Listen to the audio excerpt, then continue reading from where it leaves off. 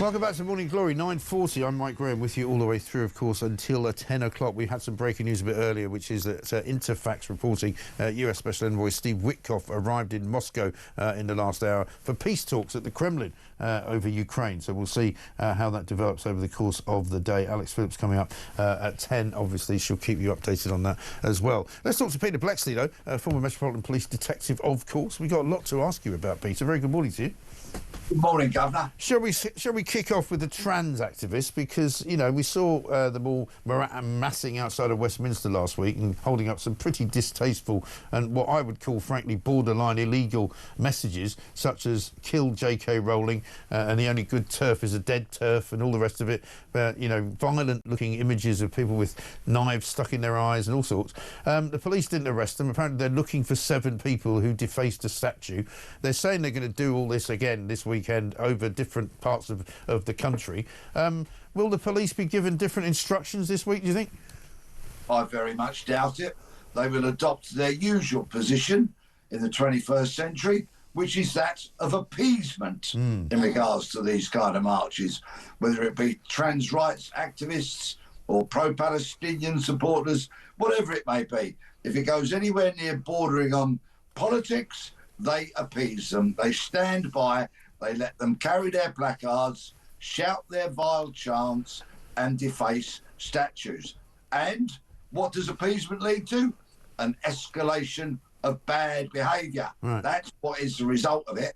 And it's about time our police services grew a spine, did what they're paid to do and did what the public would like, which is take action there and then. Yes, because if they had done that last weekend, I bet you wouldn't get many of them out in the streets this weekend for fear of being arrested. And I don't for the life of me see the difference between somebody holding up a banner that's urging people to kill other people, which is only different from what Lucy Connolly did on Facebook, or on Twitter rather.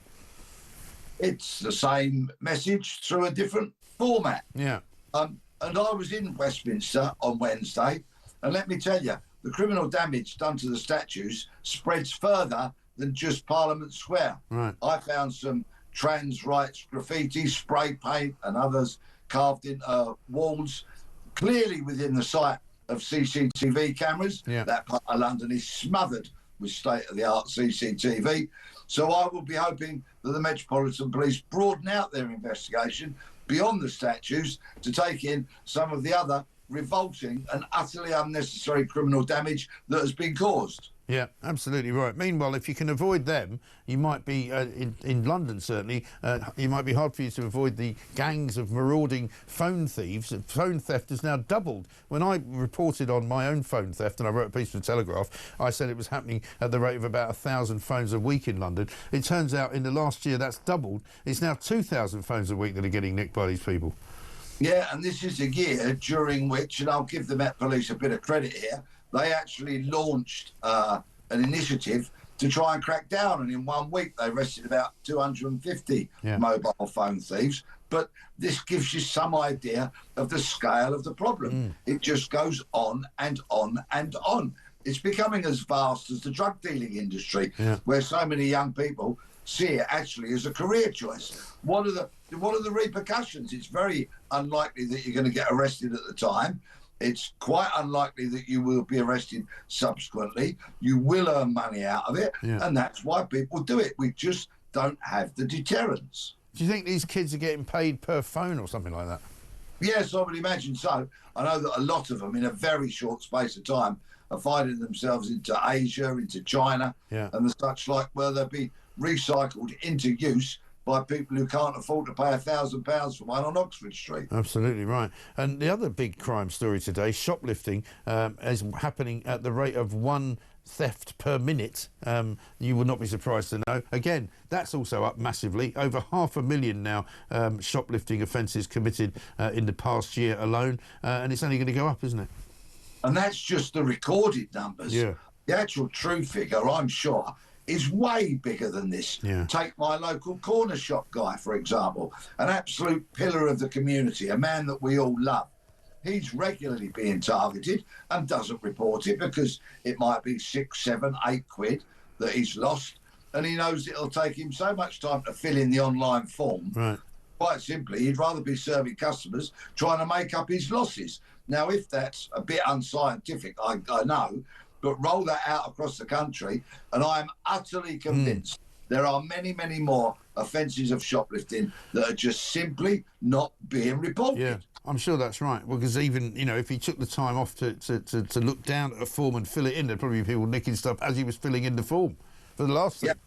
You know? Yeah, absolutely. But, you know, there is a potential solution to this, or certainly there is a way to create a deterrent. Now, if we look at the riots of last year, where the police mobilised about 6,500 police officers to deal with those, and rightly so, it just showed what kind of mobilisation the police can do in short time if there's the policing will and the political will. The Met Police, they scrambled 7,000 officers to do the Notting Hill Carnival every year.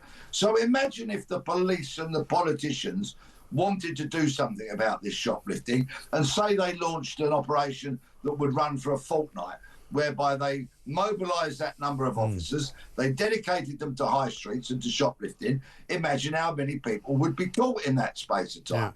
But it won't happen, and I'll tell you why. Because the politicians will say, please don't do this. The CPS are under pressure and can't cope. The courts are under pressure with a massive backlog of cases. They can't cope. And, of course, there's no room in the prisons. So what's going to happen? The police won't do such an operation, and the thieves will continue to steal with impunity, and we pay higher prices. Yeah, meanwhile, we are at the wrong end of the wedge there. One final one for you. We just sort of discovered this by accident because a couple of people started texting in about it. It's been told to me today by somebody who says they know that this is a true thing. 175 cars a day stolen in the Metropolitan Police area. Does that sound right to you?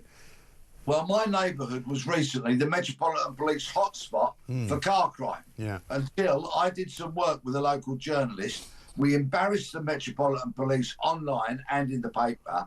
And finally, yet again, under pressure, they mobilised, and credit to them. They recovered about 9 vehicles in a week, arrested a number of people, but we've heard nothing since. You see, if there's the will, it can be done. But, of course, the police, as a social service, has other priorities. Yeah. I mean, just incredible. And again, I mean, obviously, if it's happening on a large scale, it's obviously a gang thing, and they're taking them into to places where they're getting resprayed, sold off into Europe or something like that. Was that what was going on, or was it just a sort of a case of a few delinquents?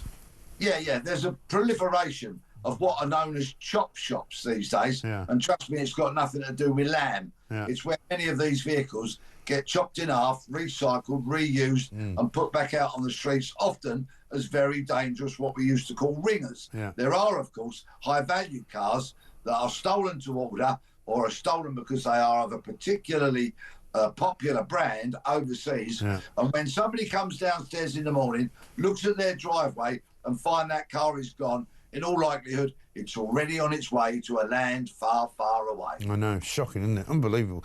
Welcome to the capital of crime, Great Britain. Peter Bleksley, have a great weekend. Thank you very much indeed. Former Metropolitan Police detective with not very good news, really, for all of us there.